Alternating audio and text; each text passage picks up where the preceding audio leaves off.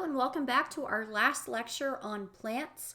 And so here in this lecture, we're going to continue talking about the seed plants, but they're going to be flowering plants that make seeds. Okay, this is also going to be chapter 30 and a single phylum here, so that's easy to remember, right? That phylum name is going to be Anthophyta. So the antho part right here is Greek for flower and then plant, so flowering plants, commonly referred to as the angiosperms. So I kind of want to make you aware of that because if on an exam I ask you, what phylum does this belong to?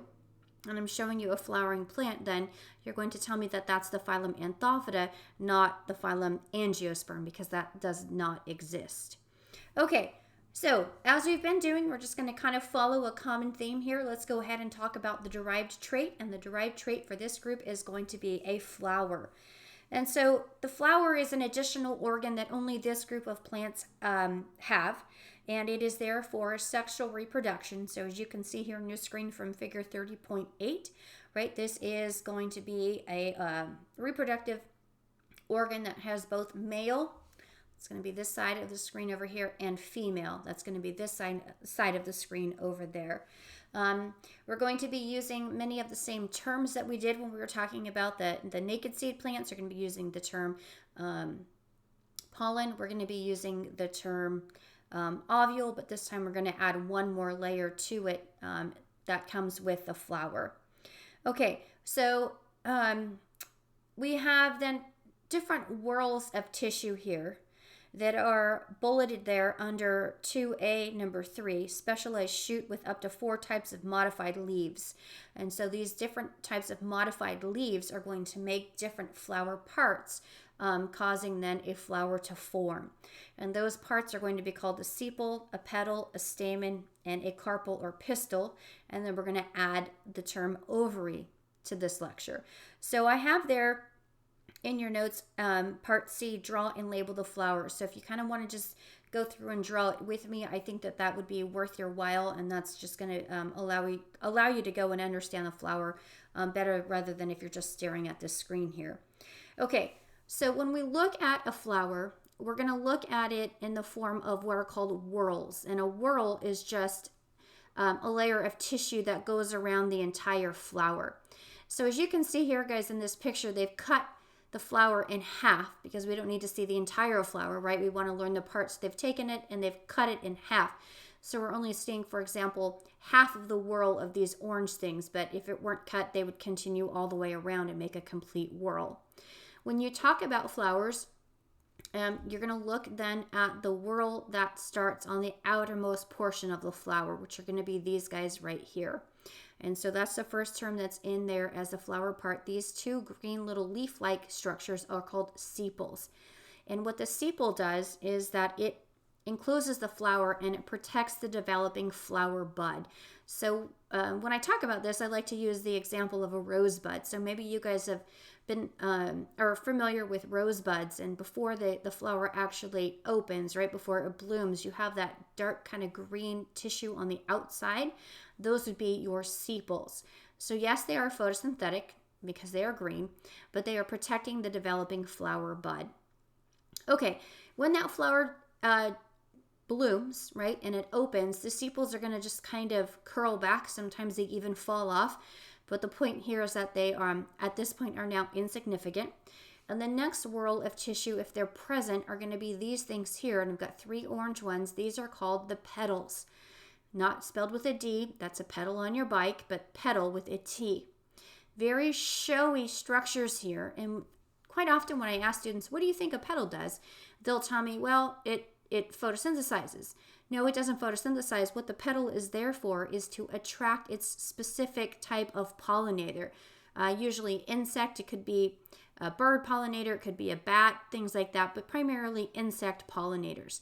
So they have a specific shape, size, and color depending on which type of pollinator they are trying to get to come over to their flower. Okay. If we move in, then you've got 3 on this side and you've got 3 of these things on this side, kind of with this pink area at the top here and then this yellow to green filament there. This area at the top and the filament here, so the anther plus the filament make up what's called a stamen. And you want to go ahead and put that the stamen is the male reproductive portion of the flower. So there's a stamen, there's a second, a third, fourth, fifth, and sixth. Okay, so the anther plus the filament makes up the stamen. Now, what do these two parts of the stamen do? Well, the anther, this is there to make pollen. Okay, so this is where pollen production occurs in the flower. And then the filament is there to make sure that the anther is positioned where it needs to be. So the filament, then you could think of this, guys, as positioning and supporting the anther. Okay, very dead center part of the flower is going to be the structure right here. It's composed of 3 parts, and all 3 parts that I'll come back to in a second compose what's called the carpel or the pistil. Carpel, pistil, those are synonyms for the same term, and these 2 terms then are used to describe the reproductive portion of the flower for the female. So the female reproductive portion of the flower, composed of 3 parts. At the very top, it has a stigma. This long neck area is going to be the style, and then down at the bottom is a bulbous ovary. So stigma, style, and ovary. The ovary is a new structure that we did not see in the naked seed plants, and it's there because what it's going to do is it's going to house the ovules. So here, this is showing that there are 6 ovules within this flower. And if I ask you, what does the ovule make? You should be able to tell me. Remember, that's the megasporangium making the megaspore that's going to make the egg cells. So now the egg cells that are inside the ovule are going to be housed inside an ovary. So we just have one more layer of protection. Okay, so stigma, style, ovary. Female portion of the flower referred to as the carpel or the pistil. I don't really care which term you use. Just make sure that you understand that they both are referring to that same structure there. Okay, so I'm going to take this flower and we're going to show then how reproduction happens. Why this, in fact, is a really good reproductive organ.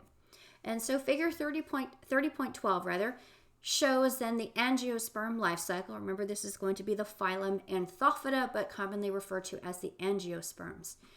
So if we go and we look at the flower that we just went through, okay, you're going to notice that you're going to have parts that are very similar to what we saw in the naked seed plants, but that was just on a cone, and now we just have it in a flower with one extra part here housing the ovules. So if we take and we look at the anther and we cut the anther open, you should be very familiar with these terms, microsporangium. These are the microsporocytes that will go through meiosis to make the microspore, and the microspore is the pollen grain that houses the sperm nucleus. Okay, so that's nothing new. This portion of the flower here, if we cut it open and we look at it, okay, you're going to have your integuments. You're going to have your megasporangium. You're going to have the megaspore. The megaspore is going to make egg cells, which are down here in this picture. So I have to somehow get, if I go back up here, the pollen that's coming from the anther to be able to diffuse and release its sperm nucleus into an egg that's down here, embedded not only in the ovary, but also inside the ovule. So how does that happen? So if we come over here and we look at this, the pollen grain from an angiosperm looks very different, although it has 2 nuclei just like the pollen from a pine did, but it doesn't have those big wings, okay? It doesn't have the big wings. It doesn't look like Mickey Mouse, but it has these kind of like little spikes, if you will. And these little spikes are points of attachment then, where the pollen grain will attach to the back of an insect, for example. And it will move as it goes from flower to feed, right? It will take then, along with it, a pollen grain, and it will go to the next flower, and it will deliver the pollen grain to the stigma of the carpel/pistil. Oftentimes, the stigma secretes a sticky substance. So if you ever are handling flowers, maybe your hands feel sticky afterwards, that's probably where it's coming from, because the stigma needs to make sure that you have the pollen grain adhere to the top of the stigma and not just fall off, okay? When you have a compatible pollen grain land on a stigma, that is called pollination. Now, Again, we've got to get the sperm nucleus down into an ovule here housed inside the ovary. So like in the naked seed plants, we're going to have a tube nucleus, and that tube nucleus is going to cause then that pollen grain to grow a tube. And that tube, as you can see, is going to, if I come over here for a second, it's going to grow down and through the style. It's going to come around here into the ovary, and it's going to penetrate through a single ovule. That purple dot right there, that's the tube nucleus, so we don't use that then to fertilize any egg cells. But there's a sperm nucleus right there, a brown one. But look, I have a second one. So it's going to be very much in some ways like the naked seed plants as far as fertilization is concerned. But if we have two sperm nuclei, then we have to be fertilizing two things. And those two things are not going to be two different egg cells. And so that's going to bring me then to number 3, part D in your notes on page 11. In bold, it says double fertilization. Okay, double fertilization is when the pollen tube discharges two sperm nuclei into a female gametophyte within a single ovule. I'm going to tell you what comes from those two different fertilization processes. But before I go there, I just want to tell you that this process of double fertilization has only been seen in the phylum Anthophytus. So this is something totally unique to flowering plants. Okay, so I know that this gets a little small over here, and so it's kind of hard to see. But eventually, when the pollen tube makes it then into the base of the ovule, okay, it's going to release one sperm nucleus, and that one sperm nucleus is going to fertilize the egg nucleus there. That's fertilization. There's your zygote. So you should know that story by now. But what happens, right? What happens to the second sperm nucleus? Well, that's going to also be discharged into the ovule, but it's going to move up here, and it's going to basically fertilize these two nuclei here that are already inside then the ovule. And so if I move over here, this is what's going to come from that fertilization. We're going to get the first fertilization of the first sperm nucleus with the egg to give my zygote, and the second sperm nucleus is going to come in here and fuse then with part of the ovule, and that's going to make this stuff that is called endosperm, and if you notice, it is 3N. Now that's a ploidy level we haven't really discussed. We have haploid, right, which are sperm nuclei and our egg cell are, so that 1N plus 1N come together. We go back to 2N. But if you notice, the other sperm nucleus that comes, it's going to fertilize with two other haploid nuclei right here. So there's 1, 2, 3. That's going to give us the 3N endosperm. And what the 3N endosperm is, this is going to develop into, if we come up here, food, right? Triploid food called endosperm, everything around here for the embryo. Again, this is something that is unique to this group of organisms. So after pollination occurs, and after double fertilization occurs, those integuments are going to then develop into thick seed coats, diploid tissue. We're going to have food for the embryo that's inside. Sorry, lost my cursor. That's endosperm, that's 3N tissue. And then we're going to also have our embryo, and the embryo is the same as it's always been, just a diploid structure.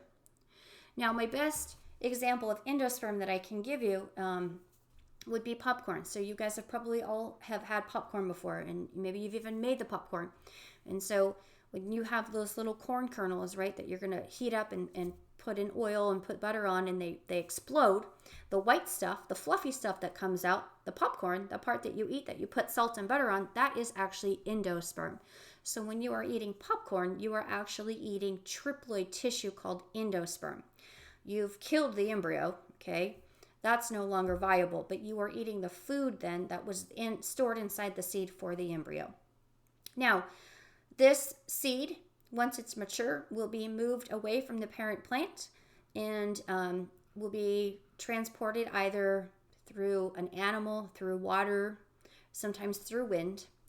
They will land in hopefully a hospitable environment, and you'll start to get the shoot system that comes out of that seed, and then you're going to start to get the root system. So this is all sporophyte, leading then into your mature sporophyte there. So again, just to reiterate, alternation of generations, The sporophyte stage is the dominant stage of the life cycle. We don't have any Antheridia to speak of, but we do have Archegonia over here making egg cells, okay? So that's all pretty similar to everything that we've talked about before. We have pollen grains like we had in the naked seed plants. We do not need water for reproduction because there are no flagellated sperm at all in this group.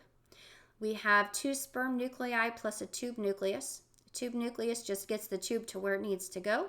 We're going to fertilize 2 separate things with each of the sperm nuclei, one being the egg, one being this part of the ovule here, to give us then a diploid zygote and triploid endosperm. So again, the big takeaway here is that you understand this idea of double fertilization.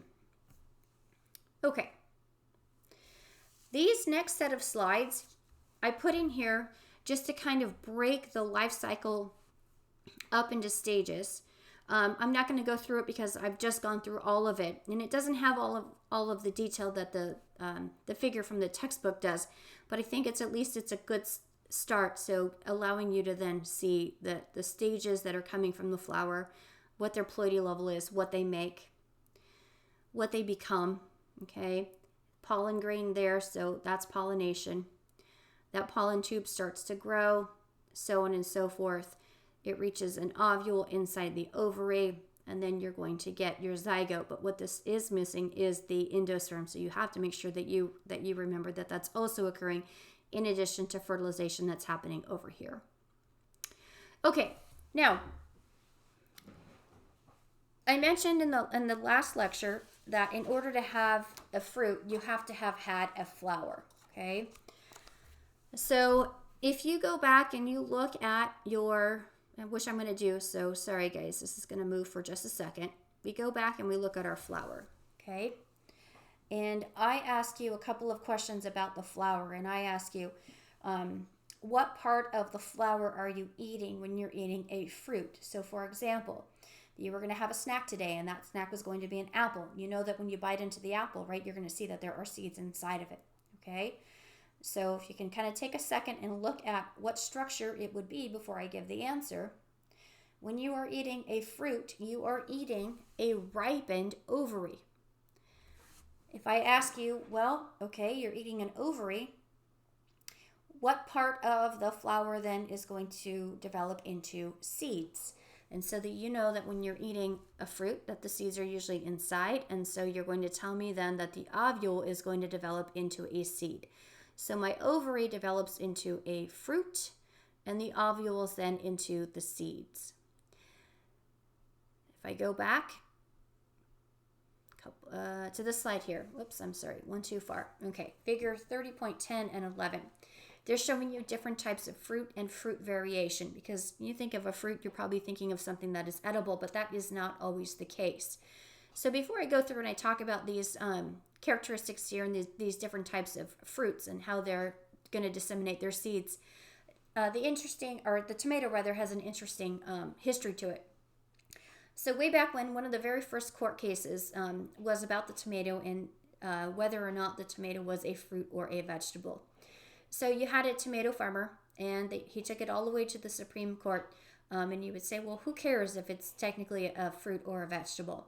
Well, it did make a big difference to this particular person, because taxes were different on fruits than they were on vegetables. I believe taxes on vegetables were higher than they were on fruits.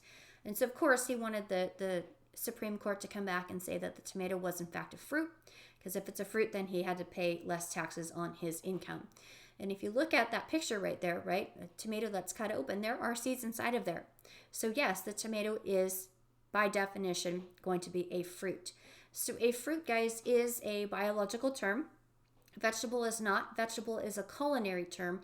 And most people usually think about fruits as being things that you eat that are sweeter, while vegetables are things that are less sweet, but that's not exactly what's happening. So there are some different examples of fruits here, okay? Some that you're probably familiar with hazelnuts as well.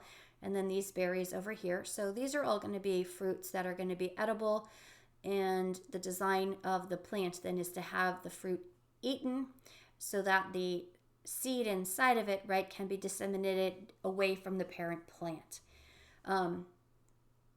If you go and you have a cucumber, or you are going to maybe make tacos tonight and you're going to cut open a jalapeno, when you cut those things open, like the cucumber, the tomato, the cucumber, the jalapeno rather,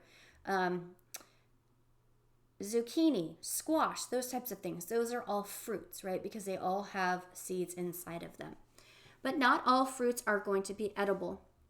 So this one right here, this is milkweed, and the milkweed fruit is unedible. It's a dry structure like this, but it will split itself open when these seeds here are ready to be released. And as you can imagine, kind of like a dandelion, right? These little wispy hairs then are going to be used then to take the seed away from the parent plant using wind currents.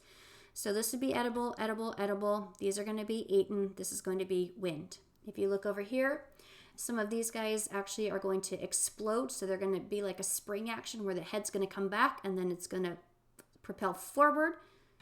And that's going to take the seed with it. Okay. Some of them, these are called samaras. This would be on type of maples, where they're going to be winged fruits. So the fruit is, the seed is here down embedded at the base of the fruit. And these wings then make up the remaining parts of the fruit. And these are going to be used like helicopter blades, and they can move quite far as long as they can catch a wind current.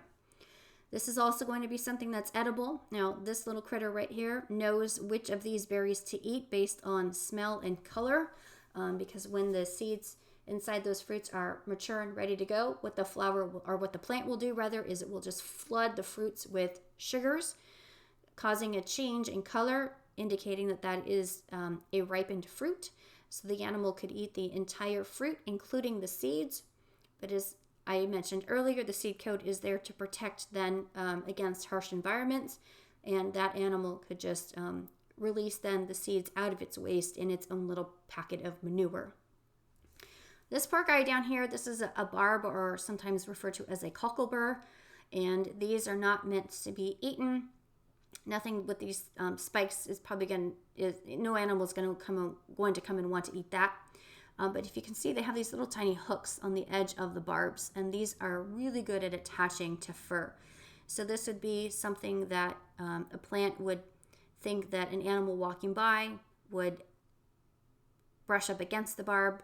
The barb would attach to its fur like it did to this dog. Eventually, this would loosen as the dog continues to walk and fall, and they're pretty fragile, so when this falls off of the animal onto the ground, it cracks open, thus releasing its seeds. There's an interesting story about this right here. So back in the 1960s, there was an engineer, and he would take his dog for a walk every single day, and every single day after their walk, he'd have to come back and he'd have to pick the barbs off of his dog. It took about 45 minutes or so.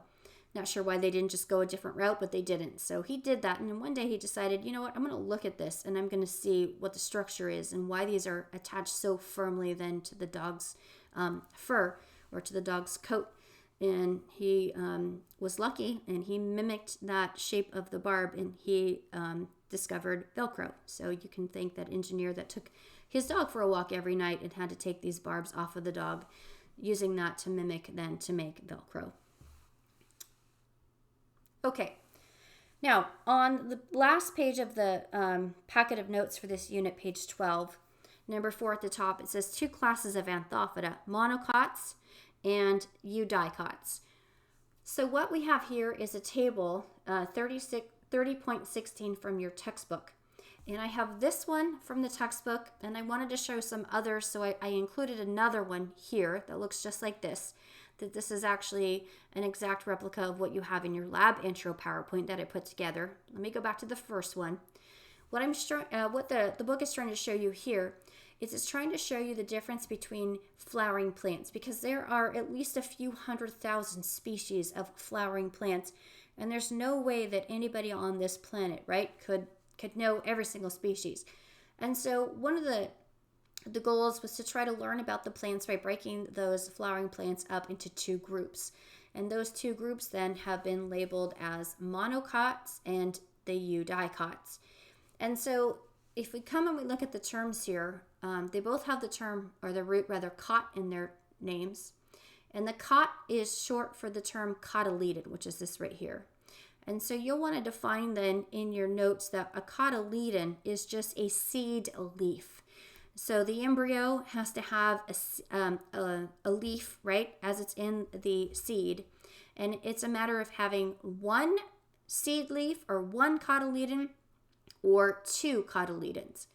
Now, I'm never going to ever expect you to be able to tell me this by sight, but I do want you to tell me what the term, or be able to tell me rather, what the monocot term means and what the eudicot means. One seed leaf, two seed leaves. Okay, so that's what they're trying to show you here.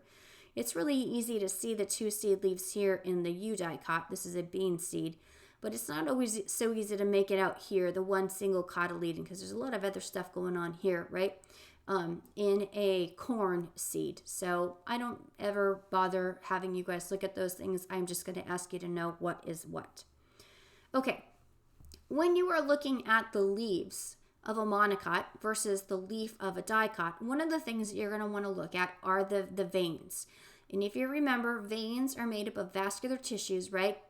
The xylem and the phloem that are bundled together in a vascular bundle. And those vascular bundles are then these long striations, the long lines that go from the top of the leaf in this case down to the very bottom of the leaf in this case. Or you can see them here where they branch out.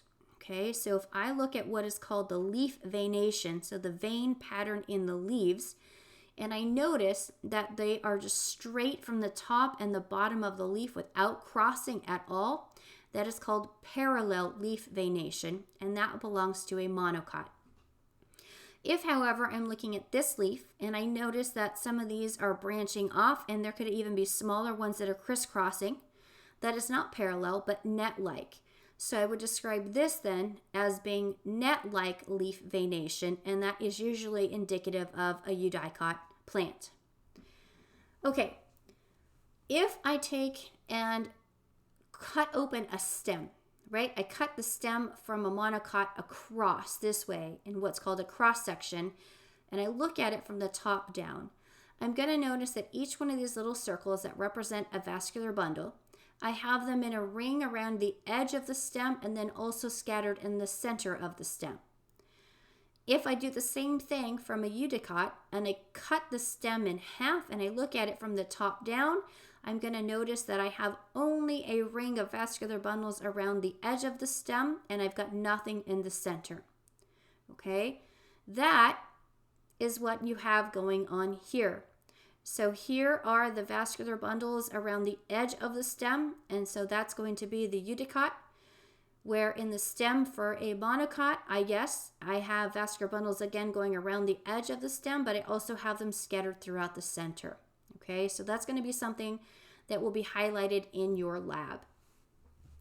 Okay, if you were to take and uproot a plant, and you notice that the plant then has many roots that are all about the same size and length, and they're all originating from the same point of attachment right here.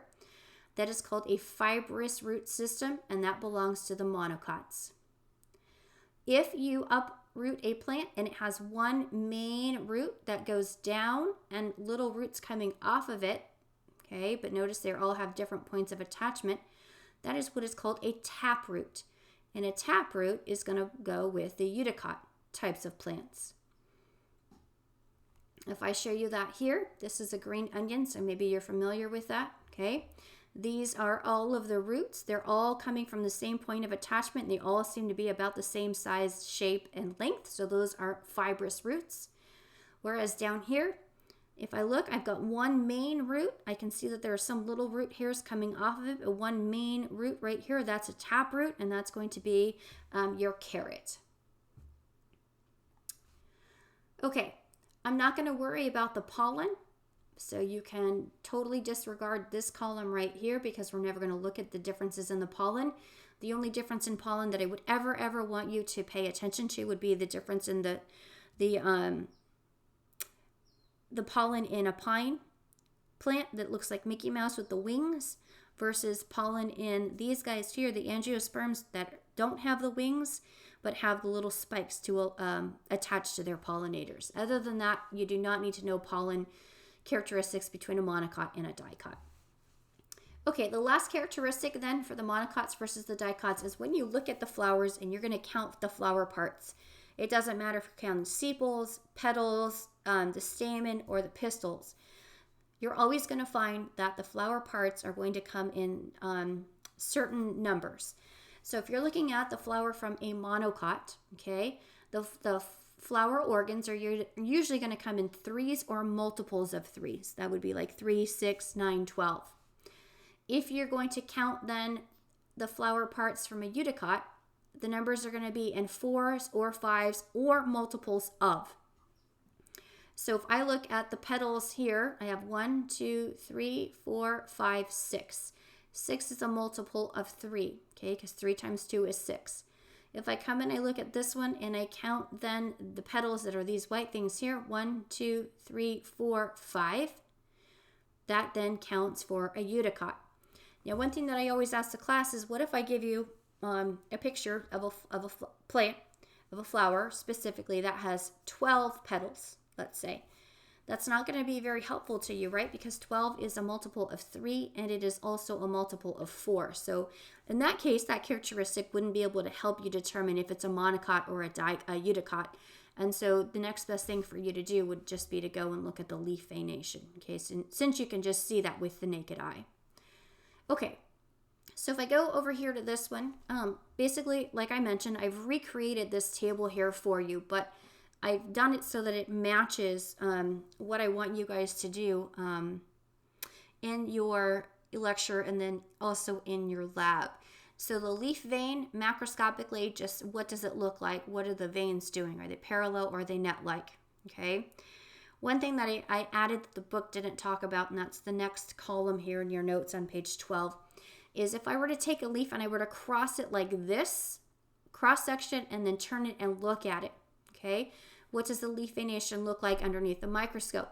Well, this should make sense because I have a line here, I have a line here, I have a line here, I have a line here, so on and so forth, right? I have all these straight lines of vascular bundles. And so when I would cut open the leaf and look at it from the inside, I would expect then to see a very regular pattern of vascular bundles, which I do. There's one there, there's one there, there's one there, there's one there, and then there's one there. This one here that's in the middle is a little bit bigger and thicker than the others, and that would be like that main vein right there. But if I come down here to the eudicot, by the way, dicot is just a synonym for eudicot, so eudicot or dicot, doesn't matter to me. And I were just to kind of cut it here, okay, no particular area, I'm not going to see a regular pattern of vascular bundles like I did here because they're not in straight lines. So if I just come across here and do that, then I might get one main vascular bundle here that would be this, but maybe I didn't get any on that side or that side just because of simply where I cut it, okay? Okay, we went over this one, we went over this one. Stem vascular bundle arrangement, root growth or root type macroscopically. I've added root vascular bundle arrangement. So like with the leaves and the stems, if you take a root and you cut it, or you cut it and you look at it, what is the vascular bundle arrangement going to look like? So for a monocot, if I were to take and look at that, then I'm going to see that I'm going to have a center filled with vascular bundles. So this is a vascular bundle, there's another one, there's another one, another one, and another one, and another one. So I've got a ring of vascular bundles that is in the center of each root. But if I take a carrot, for example, maybe next time you're cooking and you cut a carrot, right? Look at it from the inside. You're going to see one circle, but I only have one vascular bundle. So I have that X, which is that xylem, because that's red, and then the blue phloem. I don't have a ring of many vascular bundles here like I do up here. I just have a single. So these are micrographs that you should be familiar with because they will definitely make it onto the lab practicum. And I will tell you, for example, you are looking at stem and cross-section. Is it a monocot or a dicot? So you should be able to tell me that the monocot looks like that, the dicot looks like that. And then finally, this is just going to be counting the number of petals to tell me if it's a monocot or the eudicot. Okay, so to finish up, you know that plants are important to you and seed plants are really important to you. 80% of the calories worldwide come from flowering plants. wheat, rice, maize, potatoes, cassava, which is kind of like a potato, and sweet potatoes. Okay, imagine what that means. That's not very many plants that produce most of the calories that we as humans around the globe eat. Many of the modern crops that we have been artificially selected, either by farmers many years ago or by geneticists now trying to, for example, put some sort of a gene making a plant resistant to some sort of environmental condition, for example. So trying to make crops so that they can grow right as best as they possibly can. Okay, not everybody's a fan of this, and not all countries allow for this to happen. You here in the United States, most of what you eat probably has been selected artificially in some manner. Wood. So wood, most of the world, I don't know if I should say most, but a lot of the world is still completely dependent on wood as their source for heat. So either to heat their homes or to cook. Okay, it's something that you don't have to depend on. And then pharmaceuticals. So pharmaceuticals is big because biochemists and chemists and people that work for drug companies, right, when they want to go make new medicines, they can't just take compounds out of thin air and voila, here you go, you have a new medication. So many times where they'll go start to get ideas is by looking at plants. And so here are some examples. So if you've ever gone to the eye doctor, right, to the optometrist, and you've had your eyes dilated, they're going to use this compound called atropine to dilate the eyes, and that comes from the belladonna plant. Menthol, this might be one that you guys are familiar with if you've ever taken Vicks Vapor Rub, or if you've ever sucked on a cough drop. It's menthol, and the menthol comes from eucalyptus trees. This one right here has a really interesting story. Taxol. Taxol comes from the Pacific yews that are indigenous to rainforests, and they found a good use for that is to treat ovarian cancers. And there was a researcher, I don't know that he's alive anymore, but his name was Dr. Strobel out of Colorado. And what he devoted his entire adult life doing was going and traipsing around the earth to the different rainforests and asking the people that are indigenous to those areas what they use for different ailments. So for example, if you fell and you cut your leg open, what plant would they use, what part of the plant would they use, and how would they use it to treat that wound. If you have dysentery, for example, right, amoebic dysentery, how would you treat that? What plant would you use, and how would you use it? And one thing that he came across from these Pacific yew trees was this compound called Taxol that they now make in huge amounts here in the United States. Big pharmaceutical companies will do this. And what they discovered, again, like it says here on the screen, is that they can use that to help treat ovarian cancers. Now, the one thing that Dr. Strobel did that was pretty ingenious, I think, is that he sold then the compound for Taxol to Big Farm. But what he did was he drew up a contract so that the people that showed him the Pacific yew tree and that it had this Taxol in it, they would get a cut of the profits. We've mentioned before that we're losing rainforests, right, like crazy right now. And one of the reasons why we need to make sure that we don't do that is so that we can keep all of the plants that are indigenous to those rainforests. That's called germplasm. And germplasm is going to be priceless because you always need to have it, like in this case, so that you can go back and you can try to find compounds to treat different diseases and ailments in humans. And so what he tried to do was he tried to show them that not cutting down the plants is going to be more beneficial financially to them than it would be to cut down the plants. And so I believe to this day that little community that showed him the Pacific yew still gets a cut of the profits from the ovarian cancer drug. So I thought that was pretty cool. Okay, this last slide here is going to summarize, right, all of the plant groups that we have looked at in figure 30.2. And so it's going to tell you gametophyte, sporophyte, and give you some examples. So here's your mosses. Here are your vascular plants. And then here are your seed plants. So I just thought that was a nice summary of what we've looked at thus far. It doesn't give too much detail, but at least if you're on the right track as to which plant belongs to which plant group. Okay, Any questions, please let me know. And I thank you for listening. Have a good day.